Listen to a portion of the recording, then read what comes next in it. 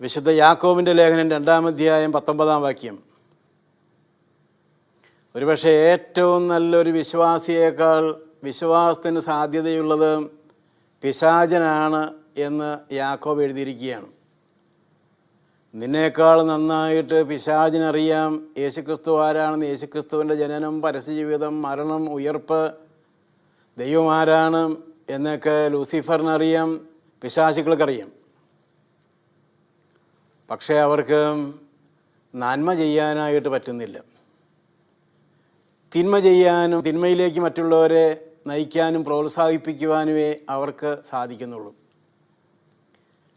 വിശ്വാസം അങ്ങനെയാണെങ്കിൽ അത്ര വലിയ കാര്യമുള്ള കാര്യമൊന്നുമല്ല.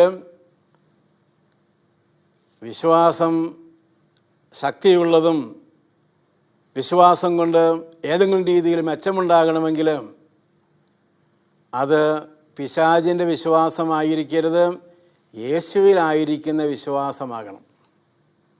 യേശുവിലായിരിക്കുക എന്ന് പറഞ്ഞാൽ യേശുക്രിസ്തുവിൻ്റെ വചനമനുസരിച്ച്, മാതൃകയനുസരിച്ച് ജീവിക്കുക